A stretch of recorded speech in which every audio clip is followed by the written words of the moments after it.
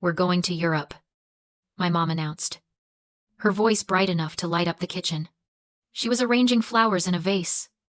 Not even looking at me. The flight is booked. The tour is paid for. $22,000 for the full package? I froze, holding my coffee mug halfway to my mouth. $22,000. That was exactly the amount I had transferred into their joint account last week to cover the property taxes and the new roof. That's great, I said, cautiously. When do we leave? My mom stopped. She finally turned to look at me, and her expression wasn't excited anymore. It was pitying. The kind of pity you give a child who doesn't understand the rules of the game. Oh, Lucia, she said softly. We can't take you. We just don't have the budget for 4 tickets. I blinked. 4? Who's the 4th? Brianna needs this. My dad chimed in from the table, not looking up from his tablet. After that mess with her brand deal falling through, she needs a mental health reset. A healing trip. My sister, Brianna, 25 years old. Aspiring influencer. Currently unemployed because she insulted a sponsor on a live stream. So Brianna is going, I said, my voice flat. And you two are going. But I'm not. It's just logistics. Honey, my mom said, waving a hand like she was shooing away a fly. Look, you had those first 3 years. You were the only child. You had our undivided attention. Brianna. She was born when times were tight. She's always been playing catch-up. She's owed this compensation. You understand, don't you? You always do. The compensation myth. There it was. The idea that because I was born first, I had already consumed my share of love. And now my entire existence was a debt I had to repay to my sister. I looked at my dad. He nodded, validating the erasure.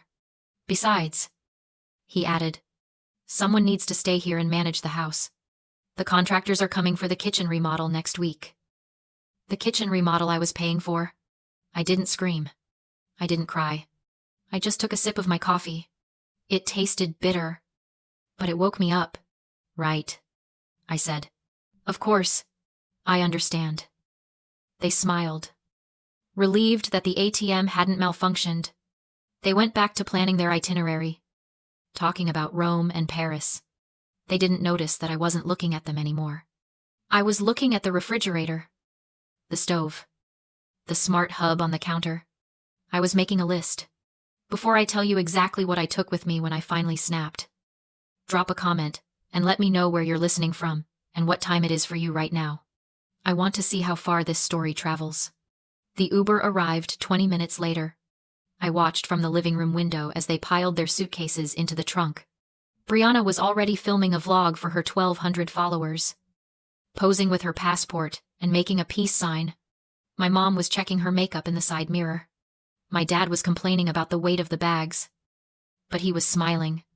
They looked like a family. A complete, happy family that just happened to be missing one piece. When the car finally pulled away, the house didn't just get quiet. It exhaled. For the first time in years, the air didn't feel heavy with expectation.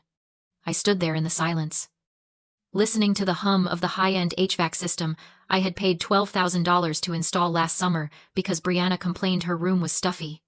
I looked at the hardwood floors I had refinished 2 years ago because my mom wanted a modern farmhouse look for Christmas hosting. I didn't cry. I didn't throw a vase against the wall. That would be messy. And I am not messy. I am efficient. I walked to the kitchen island granite, paid for with my year-end bonus in 2021, and opened my laptop. I didn't go to social media. I didn't text a friend to vent. I opened a file I had named The Ledger. It started 3 years ago, almost by accident. I was just tracking expenses for tax purposes. But then it became a habit. Every time I swiped my card for this house, I logged it. Every time I transferred money to help out with bills my dad forgot, I logged it. I scrolled to the bottom line. $85,422. That was the price of my admission into this family. For years, I told myself I did it because I loved them. I told myself I was just being the good daughter. But looking at that number, blinking on the screen in cold, black pixels, I realized that wasn't love. It was a ransom. It's what I call the survivor's invisible chain. It's a psychological tether they installed in me before I could even tie my own shoes. They taught me that my stability was the direct cause of Brianna's chaos. Because I was born first. Because I didn't have colic as a baby. Because I got good grades without needing a tutor. I was lucky. And in my family, luck was a finite resource. If I had it, it meant I had stolen it from Brianna. I remembered being 12 years old. Brianna had drawn all over the living room walls with permanent marker. My mom didn't yell at Brianna. She yelled at me. "You were in the other room, reading." She had screamed. Her face red. "You know she gets bored. Why weren't you watching her? You're the smart one. You should have known better." That was the lesson. Her failure was my fault. My success was my debt. I looked down at the spreadsheet. The car Brianna was currently driving to the airport. My name was on the title. The monthly payments came out of my account because she couldn't handle the stress of bills while trying to build her brand. The renovation for the master bath my parents enjoyed, paid in full by me. I wasn't a daughter. I was infrastructure. I was the load-bearing wall they drilled holes into because they assumed I would never collapse. Logistics. My mom had said. She was right. It was just logistics. And I was the supply chain manager. I knew exactly what happened when you stopped paying the vendor. I closed the laptop. The sadness that had been sitting in my chest for 28 years evaporated, replaced by a cold, sharp clarity. They wanted to go on a trip. Fine. They wanted Brianna to have a mental health reset. Perfect. I picked up my phone and dialed the number for a moving and storage company I used for work. "I need a full crew," I said when the dispatcher answered. "Urgent request. I need a 3-bedroom townhouse cleared out. And I need a locksmith on site within the hour." I looked around the living room one last time. It was beautiful. It was expensive. And it was all mine. "When can you start?" the dispatcher asked. "Right now," I said. "I'm on a tight schedule. The owners are away." The move was not chaotic. It was surgical. I had planned it like a supply chain operation. The movers arrived at 9:00 a.m. sharp. I stood by the door with my laptop open, checking items off my inventory list as they went out. "Careful with that sofa," I said. "It's Italian leather. $3,000. The movers nodded. Respectful of the precision. They didn't ask questions.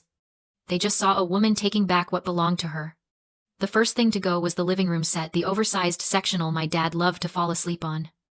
The 75-inch TV he watched football on every Sunday.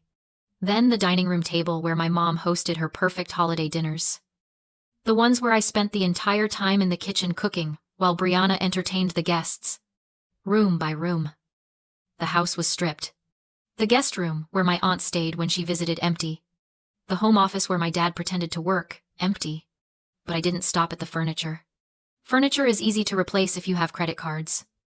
And my parents loved credit cards. I wanted to take something harder to replace.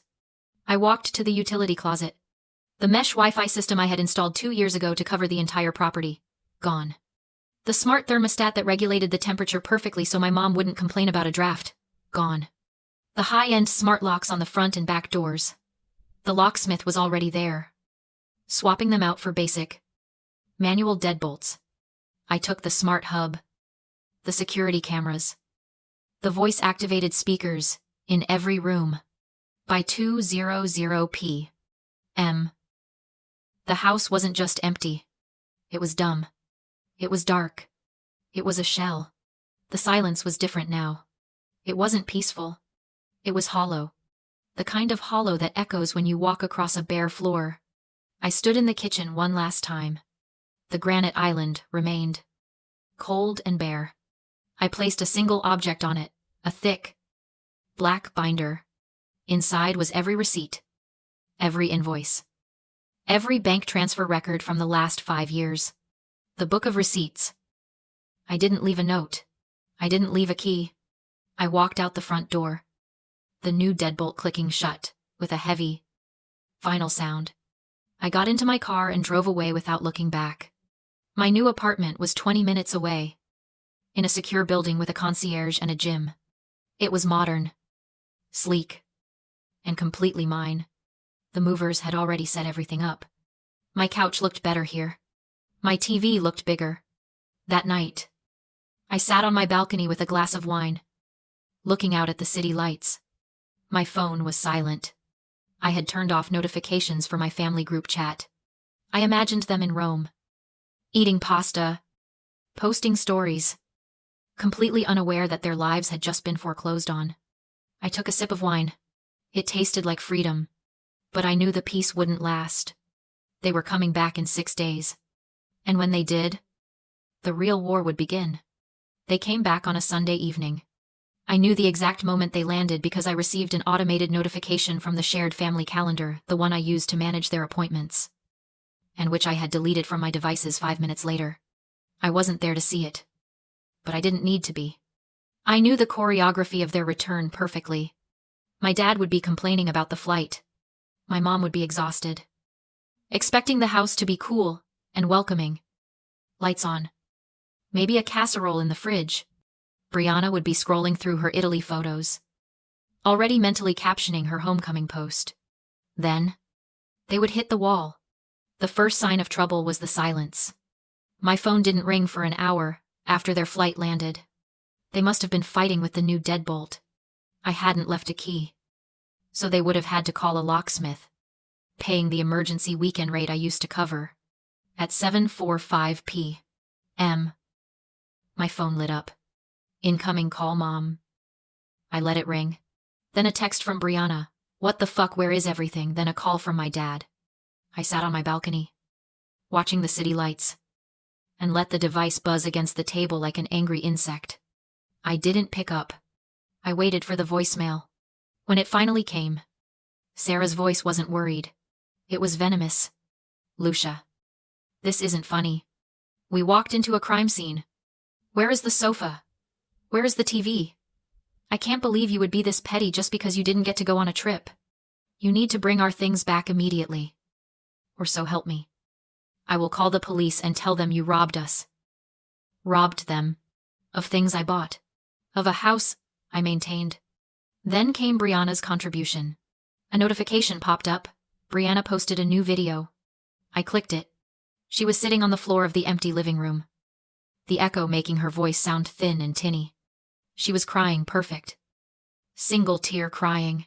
Hey guys, she whispered to her followers. I just got back from my healing trip. And I don't even know what to say. My toxic sister literally stripped our house while we were gone. She left us with nothing. No internet. No heat. No beds. I guess some people just can't stand seeing others happy. She panned the camera around the dark room. It looked like a tomb. Watching them spiral, I realized something that psychologists call the trap of normalized cruelty. It's a mechanism of scapegoating. For years, my parents couldn't face the reality of their own mediocrity, or the fact that they had raised a daughter, Brianna, who was entirely dependent on others.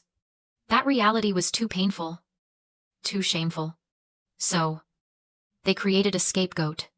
They dumped all that structural failure onto me. If the bills weren't paid, it wasn't because they were bad with money. It was because Lucia didn't organize the budget. If Brianna failed, it wasn't because she was lazy. It was because Lucia didn't help her enough. By blaming me, they protected their fragile egos. They normalized the cruelty of using me because it was necessary for their survival narrative.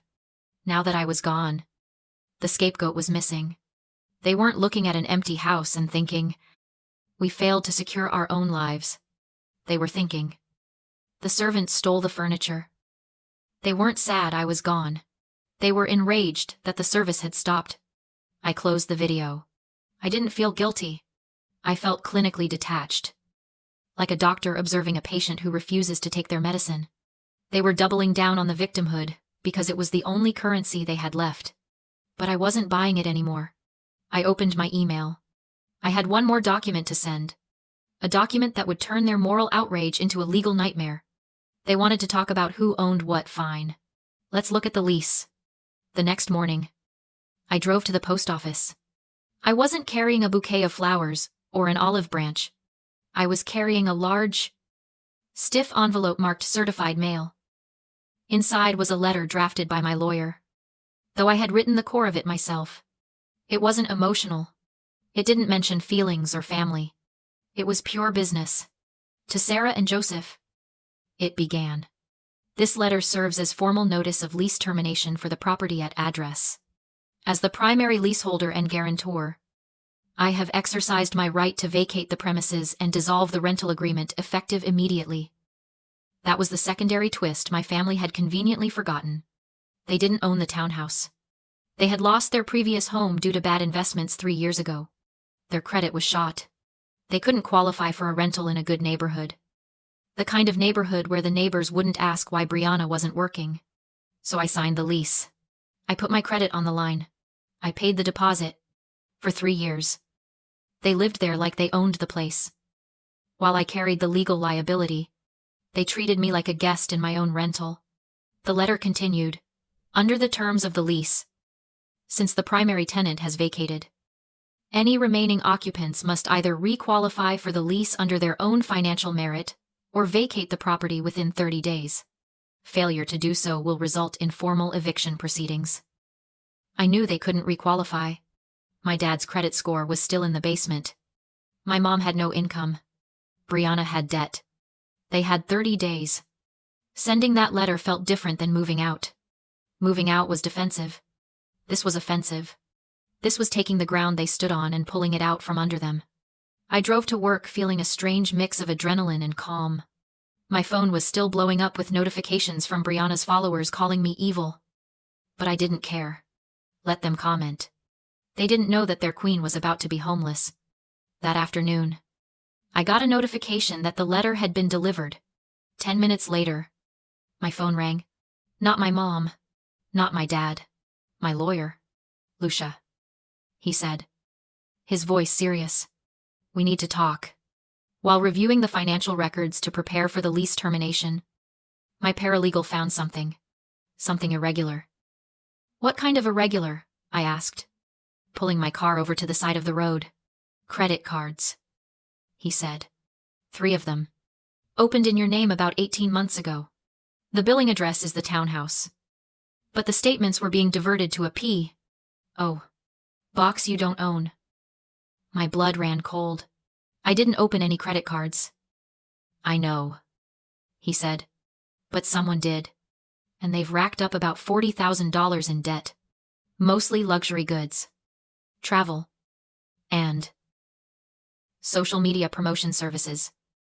Brianna. I sat there in my car, staring at the steering wheel. It wasn't just entitlement. It wasn't just laziness.